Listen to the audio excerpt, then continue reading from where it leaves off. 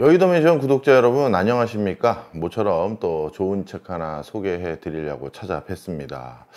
처음에 이 책 제목을 보고 재미없을 것 같은데 처음에 이렇게 생각을 했습니다. 책 제목이 약간 뭐 훅을 건다고 하죠. 흔히 뭔가 누군가를 혹하게 만들기 위한 미사오고라든가 강한 메시지 이런 것도 없고, 그리고 뭘 의미하는 건지 이게 뭐 사회과학 서적인지 과학 서적인지 그것도 알기 힘든 제목인 질서 없음이었습니다. 그런데 저자는 저도 익히 알고 있던 아주 유명한 영국의 캠브리지대 교수이자 영국에서도 유명 팟캐스트나 유튜브 이런 데 자주 나가시는 분들이 있습니다. 그만큼 대중과 소통하는 걸 중요시 여기는 분들이 계신데 그분의 한 분입니다. 요즘 우리가 궁금해하는 모든 부분에 대해서 이 책이 다 답을 주고 있다. 제가 이렇게 말씀을 드려도 절대 과한 책이 아닙니다. 이 책에는요, 어떤 표현이 딱 적합하냐 하면요, 이 질서 없음이 요즘 우리 국제 정세뿐만 아니라 국내 경제 상황 또 정치 상황 대부분 비판적이고 냉소적으로 말하시는 분들은 뭐라고들 표현하십니까? 아유, 완전 아사리 판이네, 이런 표현들 정말 많이 하시죠. 맞습니다. 저도 냉소적인 사람에겐 아무것도 얻을 수 없고 비관적인 사람에겐 아무것도 얻을 수 없다라는 걸 누구보다 잘 알지만, 그럼에도 불구하고 요즘 돌아가는 시국은 정말 냉소적인 표현으로 아사리 판이구만, 이런 표현을 쓸래야 쓸 수밖에 없는 상황이 돼버렸습니다. 그런데 왜 이렇게까지 된 것인가? 거기에 대해서 조금 더 입체적으로 조망한 책, 그리고 우리가 궁금해하던 모든 부분에 대해서 이 세 가지 요소를 제가 다 고민해 봤는데요 하면서 답을 주는 책이 바로 이 질서 없음이라는 책입니다. 자, 요즘 설명하는 이 아사리판이라는 이 단어에 대해서 이 헬렌 톰슨이라는 캠브리지대 교수님은요, 원래 유명한 에너지 경제 또 에너지를 기반으로 한 정치 외교 이런 것들을 좀 연구하신 분인데요. 이걸 바탕으로 해서 세 가지가 지금 전개되고 있는 이 아사리판의 근원적인 이유다라고 하면서 이 책의 큰 챕터는 딱 세 가지입니다. 지정학. 예, 지금 국제정세가 왜 이 지경이 됐냐 하면요, 이거 하나 설명을 해주고 있고요. 좀 이따가 자세히 말씀드리겠습니다만 이 지정학의 근원적인 지금 불안전성, 이걸 설명하는 가장 좋은 키워드는 에너지입니다. 두 번째는 경제 구조입니다. 뭔가 지금 경제 자체의 구조적인 변화도 어마어마하게 일어나고 있는데 이런 것들은 어떻게 봐야 될지 또 이 책의 저자는 다양한 관점에서 그것들을 설명해 주고 있고요. 마지막은 민주주의입니다. 저도 방송 출연을 오랫동안 했던 사람으로서 한 3, 4년 전에 방송 출연에 제가 했던 여러 내용들과 최근 3, 4년 동안 했던 내용들이 약간 결이 다른 게 하나 있습니다. 저는 뭐 정치 알지도 못하고 그리고 근처에 가고 싶은 생각도 전혀 없기 때문에 그냥 정치 얘기는 약간의 제 소견이 있다 하더라도 3, 4년 전에는 얘기를 잘 안 했습니다. 근데 요즘은 너무 경제적인 무슨 난제가 있을 때 이거를 정치력을 발휘해서 해결해 줘야 되는데, 아니면 이쪽 부분에서 뭔가 정치권에서 법과 제도를 만들어서 새로운 게임의 룰을 만들어 줘야 신산업이 육성되고 그것 때문에 경제도 성장하고 일자리도 생기고 하는데 왜 이걸 정해주질 않느냐, 아니면 정한 걸 또 왜 맨날 뒤엎냐, 이런 부분에 대한 아쉬움 때문에 정치적인 것들에 대한 견해를 조금 가미하는 경우들이 있습니다. 물론 지정학 설명하다가 정치 얘기할 수밖에 없는 경우도 있고요. 그래서 요즘은 경제 공부하는 사람들이 어쩔 수 없이 정치적인 부분에 대해서 나름대로 코멘트를 안 할 수가 없는데, 이분은 이 아사리판의 세 가지 원흉 중에 마지막인 이 민주주의, 이건 또 어떻게 돼가는지, 이거에 대해서 왜 이렇게 된 건지 설명을 해주고 있습니다. 일단 하나하나 좀 설명을 해보겠습니다. 이 방대한 책의 내용을 전부 다 제가 말씀드릴 수는 없고요. 제한된 시간에서 우리가 그동안 궁금해왔던 것들 몇 가지를 가지고 설명을 좀 드려보겠습니다. 이 저자가 가장 크게 던지는 메시지들 중에 하나는요, 지금 녹색 에너지 혁명, 이 중국은 어떻게 보면 녹색 에너지 혁명을 저희가 차근차근 추진하겠습니다. 저희가 몇 년도부터는 저희는 화석 연료를 기반으로 한 발전 안 할 겁니다. 그리고 전기차로 빠르게 전환하겠습니다. 라고 하면서 중국은 녹색 에너지 혁명을 차근차근 진행하고 있는데, 정작 미국은 오히려 퇴보하는 이런 행보를 보이게 되는 이유들, 이것이 지구환경에 대한 어떤 남다른 견해들이 있어서 그런 것이 아니라 말 그대로 전 세계 에너지 패권을 두고 일어나는 전장터다라고 진단하고 있습니다.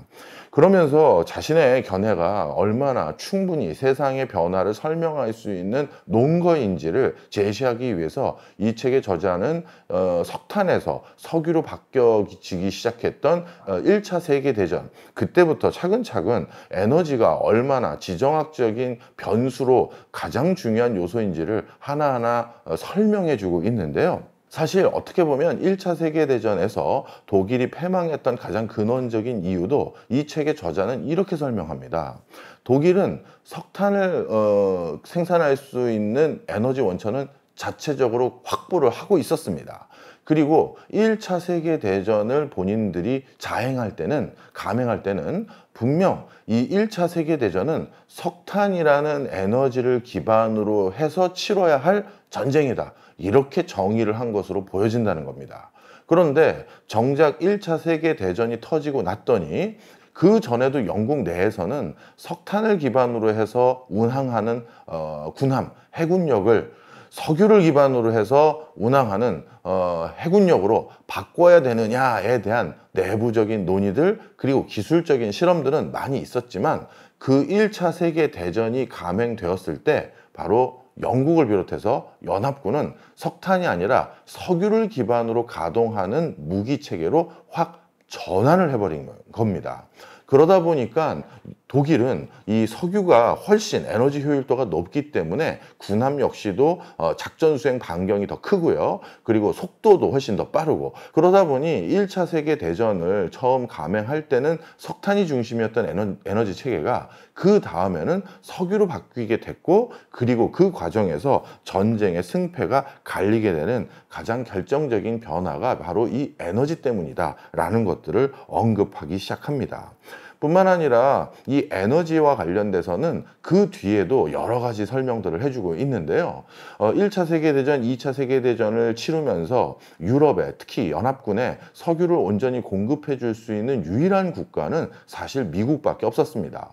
물론 미국에 전량 의존했다가 본인들이 나중에 미국의 식민지 아닌 식민지, 볼모 아닌 볼모가 될 것을 우려했던 일부 유럽 국가들은 그 당시 전 세계 2등 수출국이었던, 아직까지는 중동의 석유를 발견한 적이 아닐 때입니다. 2등 수출국인 멕시코에게 따로 석유 수출과 수입에 대한 계약들을 체결해서 어떻게든 미국 의존도를 낮춰보려는 노력을 했습니다.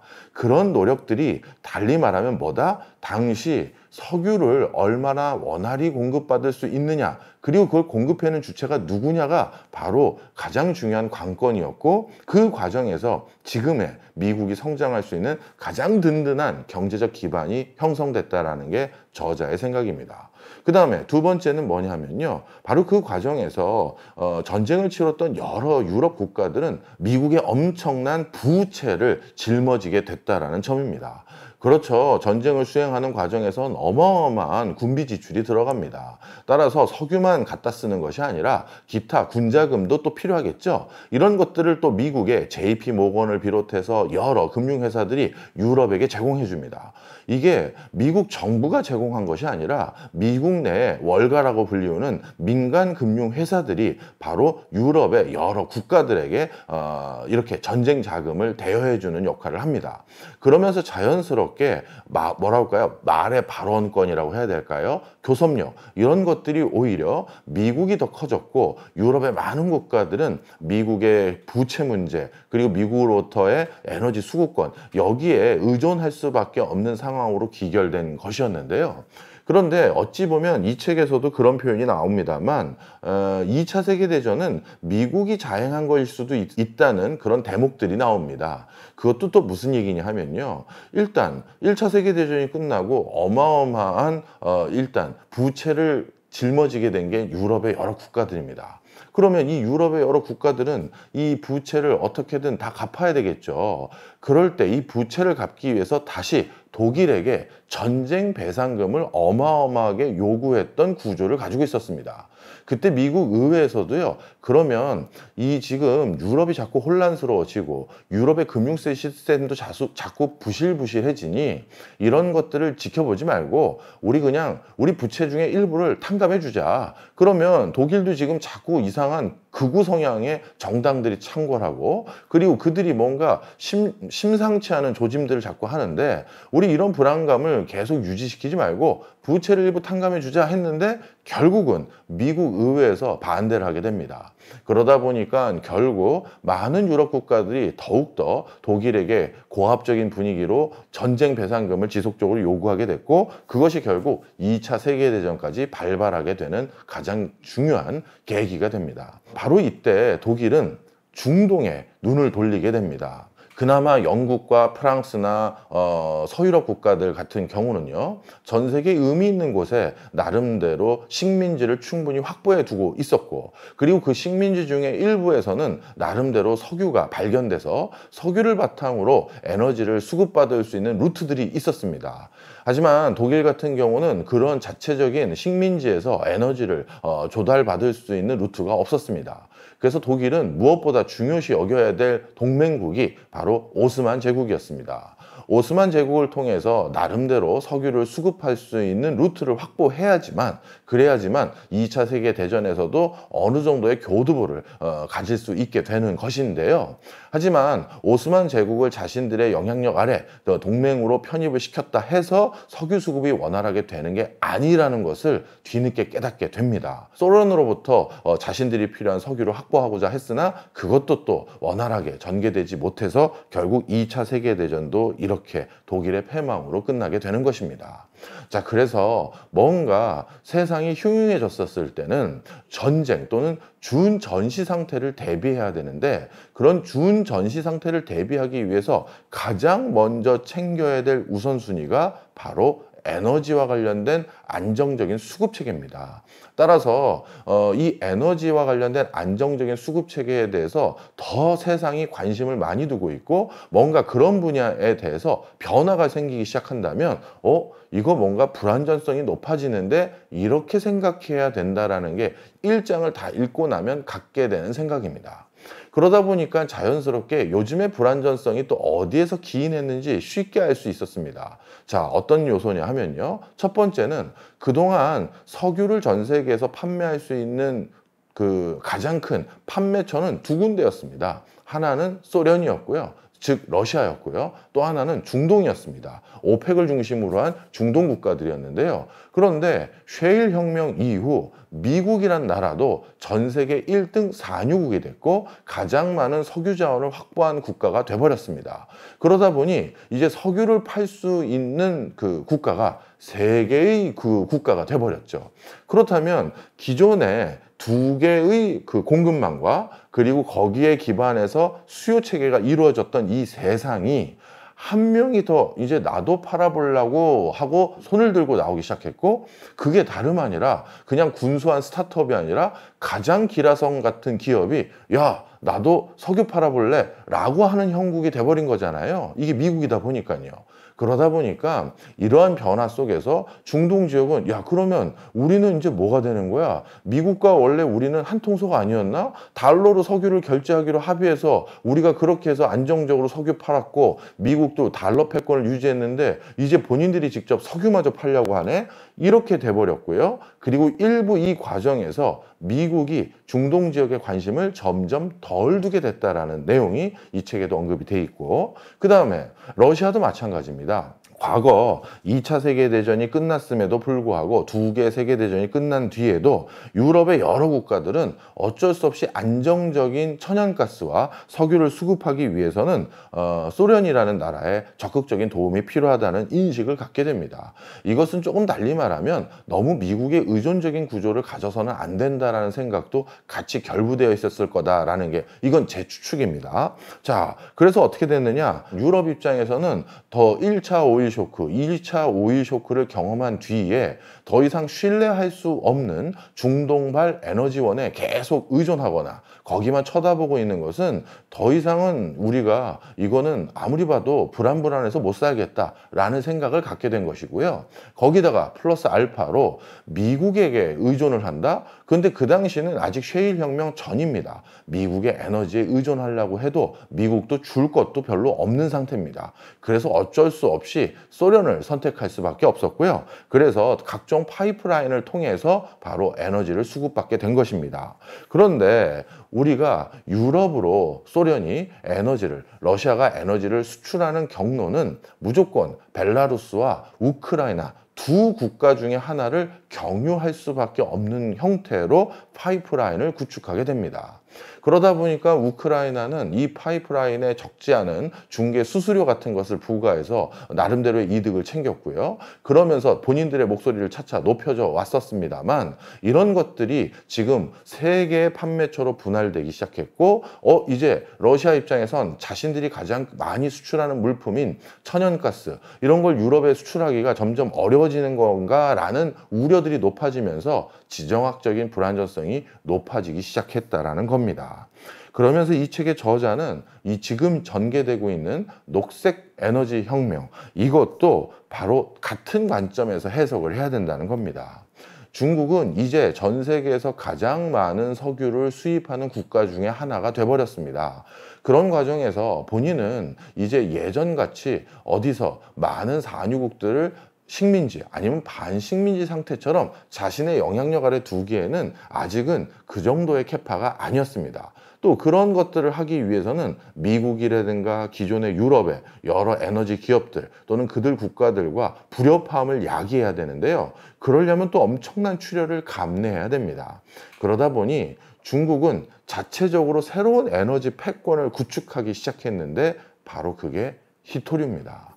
이제 신재생 에너지로 전환되기 시작하면서 또 배터리를 사용하는 기기들은 점점 늘어날 수밖에 없는데 바로 히토류와 관련돼서 본인들이 일괄 공정 그리고 히토류에 대한 전 세계 수급 권한을 가져간다면 이건 과거 미국이 중동을 포함해서 자체적인 내부의 석유 생산 캐파 이 두 가지를 가지고 전 세계 에너지망을 장악했던 그 모습을 본인들이 달성하지 않겠느냐 이런 생각을 갖게 된 것이고요. 그리고 1차 세계대전, 2차 세계대전 때도 유럽과 독일의 전쟁이 결국은 원만한 에너지 수급 체계 여기에서 판가름이 났다 해도 과언이 아닌 것인데 만약에 독일이 원만한 에너지 수급 체계가 구축이 됐다면 무리하게 소련을 침공했거나 무리하게 전쟁을 확산시키는 미국과 척을 지는 그런 행동까지 했었을까요? 그렇지 않을 거라는 거죠. 그래서 바로 그런 가장 전쟁에서 승기를 잡는 데 있어서도 원만한 에너지 수급 체계를 구축하는 것이 좋은데 그러려면 본인이 필요한 중국 내부에서 필요한 에너지의 상당 부분을 석유가 아닌 다른 파트로 가동하게 만들고 정작 필요한 석유는 최소 한도로 줄이기 위한 정책들 이거를 추구하고 있는 모습이 지금 중국의 모습이다라는 게 저자의 생각입니다. 저도 상당히 동의하고요. 그 다음에 두 번째입니다. 저도 가능하면 뭐랄까요 일부러 정치 얘기는 잘 안 하려고 합니다. 괜히 선입견과 편견만 심어드리는 경우가 많아요. 경제나 바라보고 있는 사람에게 조금만 이 얘기를 하면 각자 원하는 지지 정당들이 있으신 분들도 계시잖아요. 그러다 보니까 나랑 반대 진영의 사람이었어. 앞으로 저 사람 얘기는 무조건 반대해야지. 사실 어느 정당을 지지한다고 해서 다른 의견을 가진 걸 무조건 반대하는 게 맞는지도 모르겠지만 하여튼 그러면 그냥 경제 얘기마저도 괜히 희석돼 버릴까 싶어서 웬만하면 제가 다른 얘기 안 하는데 요즘 전 세계적으로 많은 경제학자들이 이 민주주의 자체에 대해서도 얘기를 많이 합니다. 자, 이 저자는 최근의 민주주의에 대해서 한 두세 가지 중요한 키워드를 가지고 설명을 하는데요. 첫 번째는 패자의 동의가 붕괴된 세상이다. 그 다음 두 번째는 귀족적 과잉이 유발되는 지금 체계다. 그리고 또 한 가지가 바로 우민화된 흐름이 같이 목격되고 있는 것도 사실이다. 이렇게 얘기를 합니다. 그러면서 폴리비우스의 정치체제 순환론을 이 사람은 다시 한번 꺼내들게 되는데요. 이 폴리비우스의 정치체제라는 건 일종의 가장 우월한 정치체제가 따로 있는 게 아니라 이게 순환이 된다라는 게 저자의 책이자 또 폴리비우스의 정치체제 순환론인데요. 최근 일어나고 있는 여러 가지 흐름들이 정치체계 순환론으로 충분히 설명 가능하다는 게 바로 이 저자의 생각입니다. 저도 일부는 동의합니다. 요즘 보면 전 세계적으로 카리스마적인 리더십을 가진 정치가들을 많은 사람들이 선택하는 기저가 높습니다. 우리 필리핀도 그랬었죠. 그 다음에 아르헨티나도 그랬었죠. 트럼프도 그렇고요. 그리고 전 세계적으로 푸틴이나 시진핑과 같은 어떤 강한 그립감을 가진 사람들이 나타나서 우리나라로 따지면 과거 권위주의적인 정부 시절의 어떤 그런 리더십을 그리워하면서 그런 사람이 다시 나타나서 이거 싹 다 갈아엎어야 돼 라는 기저에 어떤 뭐랄까요 인식을 가지고 계신 분들이 조금씩 많아지는 것도 사실입니다.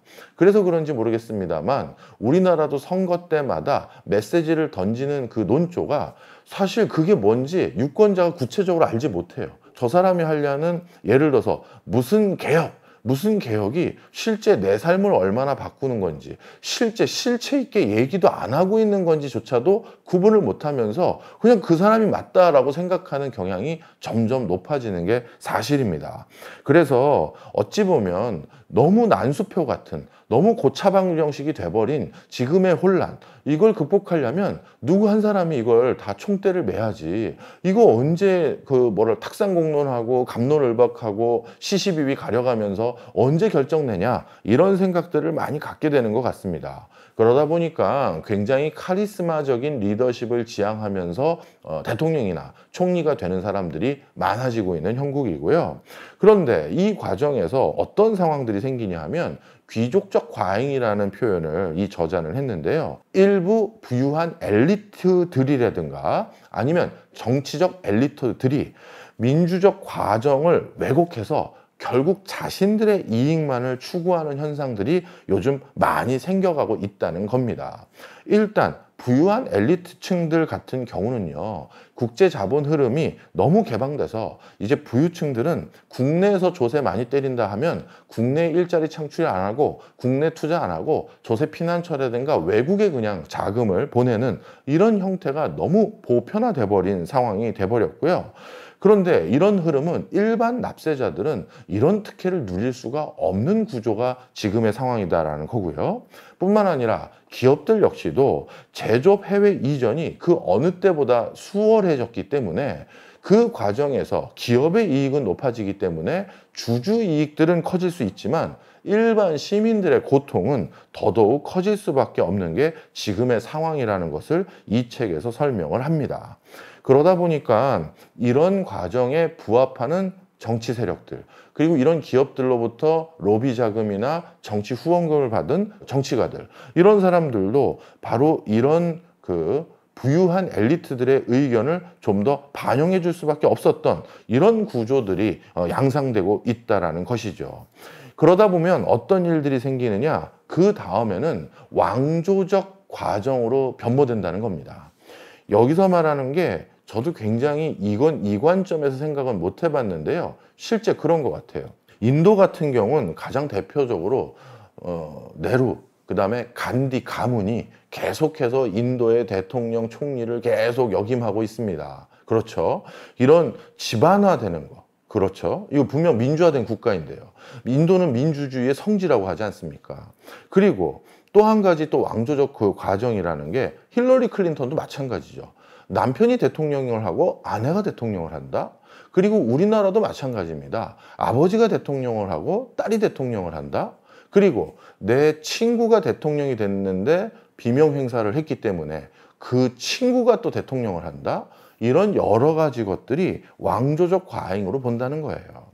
그래서 다시 국가의 리더십을 선택할 때 어떤 새로운 그 사람의 비전을 하나하나 고민하고 공부하고 하는 게 이제 나도 너무 복잡다기한 세상에서 나도 내 걸 적응하고 대응하기가 너무 시간이 빠듯한데 그거 다 미리 못 챙겨본다는 거죠. 그러니 느낌 아닌 느낌이라고 해야 될까요? 그런 것들만 가지고 뭔가 선택하고 아니면 뭔가 어퍼컷을 막 날리면서 아니면 그동안 말을 굉장히 세게 했던 정치가로서 다 바꿀 것 같아. 이런 이미지만 가지고 대통령을 또는 총리를 선택하는 모습들이 전 세계적으로 너무 많아지고 있다라는 겁니다. 자, 바로 이런 것들이 지금 전개되는 흐름이라고 하고요. 마지막입니다. 그 과정에서 패자의 동의도 붕괴됐다는 겁니다. 어떻게 보면 민주주의의 가장 핵심 원리는 다수결의 원칙에 따라서 결국 결정이 된 거는 무조건 따라야 되는 겁니다. 그게 가장 근원적인 원칙인데요. 지금은 어떤 상황이냐? 내가 원하지 않은 사람이 국가 수반이 되면 그 사람을 저주하고 그 사람을 무조건 비판하고 그 사람이 하는 일이 무조건 잘못되기를 희망합니다. 그럼 결국 유권자들에게 모두의 피해로 돌아가는 것인데도 불구하고 내가 지지하지 않은 사람이 잘 되는 것만큼은 용납하지 못하겠다는 거고요. 심지어 요즘은 그런 과정에서 미국마저도 미국 의회에 직접 침투를 한다든가 아니면 전 세계적으로 다시 뭔가 선거 결과에 반기를 드는 듯한 이런 움직임들이 많이 일어나고 있습니다. 물론 이런 움직임이 일어난 일부 요인들 중에서는 앞서 말씀드렸던 과잉적 귀족적 과잉과 같은 현상들도 결부되어 있기 때문인 건 분명하다라고 이 책의 저자도 설명합니다. 자, 실제 이 책의 가장 큰 장점은 정말 역사적 고증에 따라서 하나하나, 자, 예전에도 이랬잖아요. 그때도 결국 이런 거 아닙니까? 그래서 제가 이렇게 말씀드리잖아요. 라고 하면서 굉장히 설득력 높게 제시하고 있습니다. 평생 공부한 흔적을 담아낸 저서다, 이렇게 얘기해도 과언이 아닐 것 같은데요. 특히 팟캐스트나 유튜브 같은 것도 많이 접해봤던 학자라서 그런지 마치 박진감 넘치는 유튜브 또는 팟캐스트 보고 듣는 느낌처럼 서술을 꼭 연대기식으로 한 게 아니라 분명하게 메시지를 전달하기 위해서 해지한 부분도 많습니다. 두꺼운 책이지만 읽기가 너무 수월했고요. 그리고 지금 우리가 살고 있는 세상을 어떻게 해석해야 되는지, 저 같으면 어떤 사람이 욕먹고 싶겠습니까? 비판받고 싶지 않아서, 욕먹기 싫어서 이 정도 내용은 좀 빼야겠다, 아니면 온건하게 써야겠다 하는 부분도 정말 기탄 없이 썼습니다. 그래서 때로는 저 자신에게도 제가 가진 선입견과 편견을 되돌아보게끔 했던 책인 것 같은데요. 많은 분들이 읽고 우리나라도 지금 어디로 흘러가고 있는 맥락 속에 큰 서사의 중간에 있는 것인지 같이 살펴봤으면 하는 바람입니다.